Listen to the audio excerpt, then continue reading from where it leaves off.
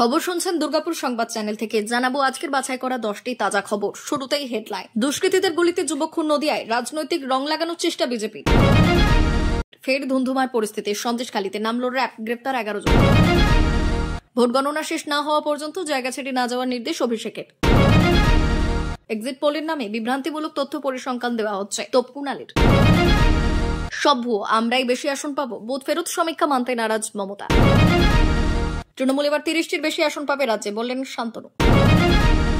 বাংলায় শুরু হবে এনকাউন্টার, এক্সিট পোল দেখেই হুঁশিয়ারি বিজেপি নেতার।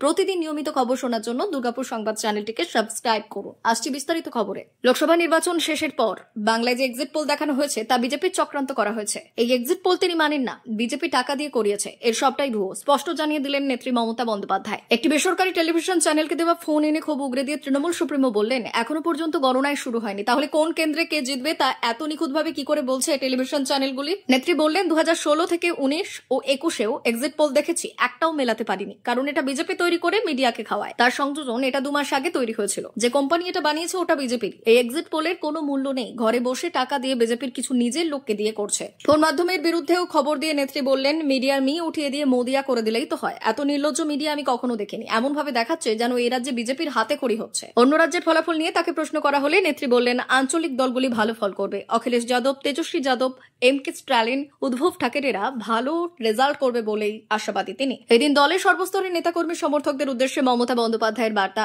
সকলে শান্ত থাকুন, শক্ত থাকুন, জিতবো আমরাই। নেত্রীর সংযোজন, আমি কোনো নম্বরে যাব না, তবে আমরা যেভাবে মাঠে থেকেছি, মানুষের কাছে পৌঁছেছি, মানুষের মুখ দেখে মনে হয়নি তারা আমাদের ভোট দেবেন না। এরপরে আরেক দফা ক্ষোভ উগরে দিয়ে নেত্রী বললেন, চাকরি খেয়ে নেওয়া, ওবিসি সার্টিফিকেট বাতিল করে দেওয়া, কংগ্রেসকে টাকা দিয়ে মুসলিম ভোট কাটার চেষ্টা সবই করেছে। সিপিএম ওদের সঙ্গে হাত মিলিয়েছে। আমরা সিপিএম, কংগ্রেস, বিজেপি 3টে দলের বিরুদ্ধে লড়াই করেছি। এরপর তিনি বললেন, এসব মিডিয়ার এক্সিট পোল বিশ্বাস করি না, এরা বিজেপির দালাল। জোট সম্পর্কে নেত্রীর বক্তব্য, ইন্ডিয়া জোটে সবই ঠিকঠাক চলছে, কিন্তু সিপিএম টোটাল মনিটরিং করে। মমতা বন্দ্যোপাধ্যায়ের সাফ কথা, প্রত্যেকটি আঞ্চলিক দলের নিজের সম্মান আছে, সকলের সঙ্গে কথা বলে যেটা হয় সেটাই হচ্ছে জোট। গায়ের জোরে কাউকে বাদ দিয়ে দিলাম এটা হয় না, যৌথভাবে সকলকে নিয়ে চলতে হয়। মমতা বন্দ্যোপাধ্যায় বললেন, আমি আগে 4 জুন ফলাফল দেখবো, তারপর ক্যালকুলেশন করবো, তারপর যা বলার বলবো। তবে মোদিজিকে যারা হাই ভোল্টেজ জিতিয়ে দিচ্ছেন তাদের বলে দিই, এবার কিন্তু অত সহজ অঙ্কে পার পাওয়া যাবে না। আপনাদের কাছে একটি বিশেষ অনুরোধ, আমরা এই ভিডিওটি 1000 লাইক টার্গেট করছি, আশা করি আপনারা আমাদের টার্গেট পূরণ করবেন। ভোট সপ্তমীতে দফায় দফায় তপ্ত হয়েছিল সন্দেশখালী। পুলিশকে লক্ষ্য করে ইট বৃষ্টির অভিযোগ উঠে এসেছিল। সন্দেশখালীর পরিস্থিতি সামলাতে সরবেরিয়া,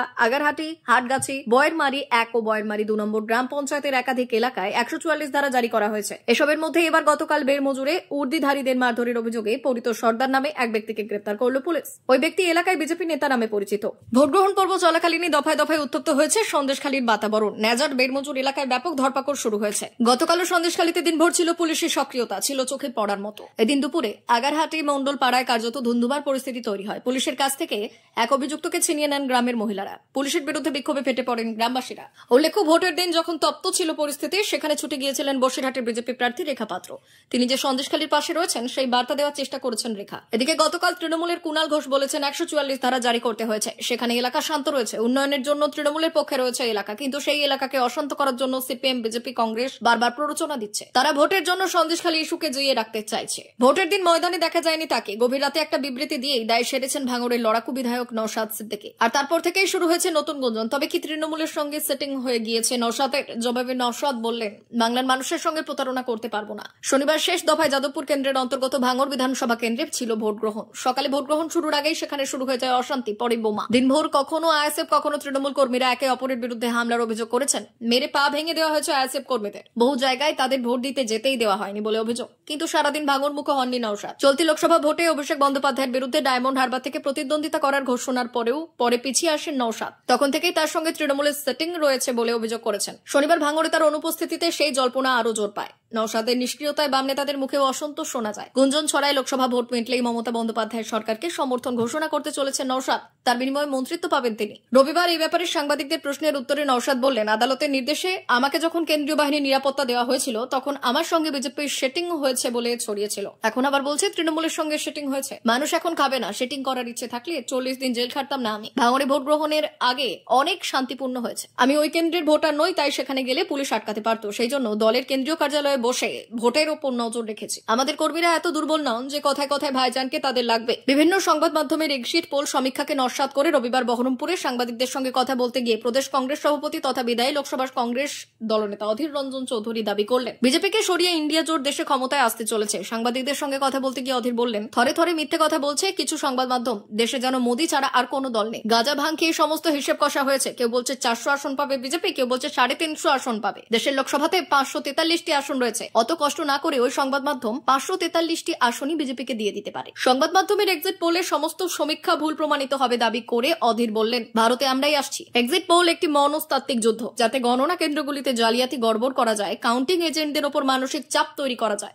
বহরমপুরের বিধায়ক কংগ্রেস সাংসদ বললেন, কাউন্টিং এজেন্টরা আগে থেকেই মনমরা হয়ে গেলে হয়তো কারো সুবিধা হতে পারে। তাই আমরা রাজ্যের প্রত্যেক কাউন্টিং এজেন্টকে শেষ ব্যালট গোনা পর্যন্ত ভোট গণনার ঘর না ছাড়ার জন্য অনুরোধ করছি। নির্বাচন কমিশনের লোক থাকুক বা না থাকুক, নির্বাচনী গণনার নিয়ম অনুযায়ী আপনারা সকলেই কাউন্টিং হলে থাকবেন। অন্যদিকে ইন্ডিয়া জোটে মমতা বন্দ্যোপাধ্যায়ের ভূমিকার সমালোচনা করে অধীর বললেন, সর্বভারতীয় কংগ্রেস নেতৃত্ব ঠিক করে দলে নীতি কি হবে। তবে মমতা ইন্ডিয়া জোটে অংশগ্রহণ না করে বুঝিয়ে দিয়েছেন তিনি দেশের একজন সুবিধাবাদী নেত্রী। প্রথমে তিনি এক জোটে ছিলেন, পরে বেরিয়ে এসেছেন। এরপর তিনি এই জোটে আসবেন কিনা সেটা তার ইচ্ছে। বাকি কোন দলকে এই জোটে নেওয়া হবে, কি হবে না হবে সেটা সর্বভারতীয় কংগ্রেস নেতৃত্ব ঠিক করবে। শনিবার 7ম দফা ডায়মন্ড হারবারে ভোট গ্রহণ হয়েছে। তৃণমূল কংগ্রেসের সর্বভারতীয় সাধারণ সম্পাদক অভিষেক বন্দ্যোপাধ্যায় এই কেন্দ্রের প্রার্থী। প্রথম থেকেই জয়ের ব্যাপারে আত্মবিশ্বাসের সুর শোনা গিয়েছে তার গলায়। এবার ভোট মিটতেই টিএমসি সেনাপতিকে ফালা আক্রমণ করলেন রাজ্যের বিরোধী দলনেতা শুভেন্দু অধিকারী। আজ ফলতা বিধানসভার 144 নম্বর বুথের একটি ভিডিও দিয়ে অভিষেকের ডায়মন্ড হারবার মডেলকে নিশানা করলেন নন্দীগ্রামের বিজেপি বিধায়ক। সেই ভিডিওর সত্যতা যাচাই করেনি বীরভূম নিউজ টিভি।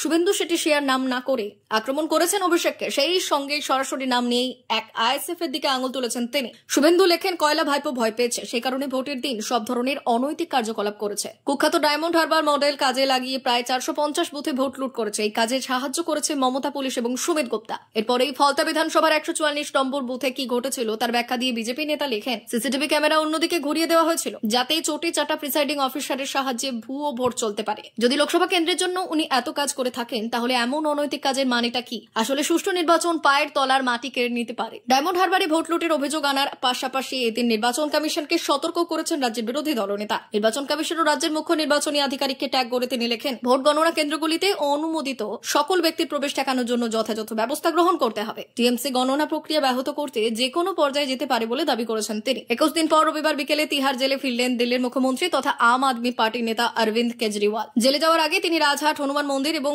আপের সদর দপ্তরে যান। সেখান থেকে কেজরিওয়াল বললেন, 21 দিনের মধ্যে আমি 1 মিনিটও নষ্ট করি। লোকসভা ভোটের আগে সুপ্রিম কোর্ট কেজরিওয়ালের অন্তর্বর্তীকালীন জামিন মঞ্জুর করেছিল, তবে কিছু শর্ত চাপিয়েছিল। সুপ্রিম কোর্টের বক্তব্য ছিল, জামিনে মুক্তি পাওয়া 21 দিনের কেজরিওয়াল দিল্লির মুখ্যমন্ত্রীর ভবন কিংবা সচিবালয়ে যেতে পারবেন না। তার বিরুদ্ধে চলা মামলা নিয়ে কোথাও কোনো মন্তব্য করতেও নিষেধ করা হয়েছিল কেজরিওয়ালকে। রবিবার দুপুর 3টে নাগাদ দিল্লির বাড়ি থেকে বের হন। সেখান থেকে সোজা চলে যান রাজহাটে। মহাত্মা গান্ধীর স্মৃতিসৌধে মালা দিয়ে শ্রদ্ধা জ্ঞাপন করেন। তারপর হনুমান মন্দিরে ঘুরে যান আপের সদর দপ্তরে। সেখানে তাকে দেখার জন্য ভিড় করেছিলেন আপের কর্মী সমর্থকেরা। ভোটের ফল প্রকাশের আগে উত্তরপ্রদেশ ট্রিটমেন্ট দেওয়ার কথা শোনালেন বঙ্গ বিজেপির অন্যতম সেনাপতি সুকান্ত মজুমদার। শুধু তাই নয়, রাজ্যে বিজেপি ক্ষমতায় এলে শুরু হবে এনকাউন্টার। তিনি স্পষ্ট জানিয়ে দিয়েছেন যে রাজ্যে বরদাস্ত করা হবে না কোনো সন্ত্রাস। লোকসভা ভোটের আগে পূর্বাভাস দেখেই কি এই মন্তব্য করলেন রাজ্য বিজেপির সভাপতি সুকান্ত মজুমদার। অনেকেই মনে করছেন ভোটের আগাম পূর্বাভাস দেখেই উজ্জীবিত হয়ে উঠছে বঙ্গ বিজেপি। তবে ভোটের পরেই যে লাগাম ছাড়া সন্ত্রাস ছড়িয়েছে, সেই পরিপ্রেক্ষিতেই এই মন্তব্য করেছে রাজ্য বিজেপির সভাপতি সুকান্ত। রবিবার নদিয়ার কালীগঞ্জে এক বিজেপি কর্মীকে খুন করা হয় বলে অভিযোগ। ঘটনায় তৃণমূলের দিকে আঙুল তুলছে বিজেপি। দেহ আটকে রেখে পুলিশকে ঘিরে বিক্ষোভ দেখান পরিবার। ভোটের আগে সিপিএম ছেড়ে বিজেপিতে যোগ দেওয়ার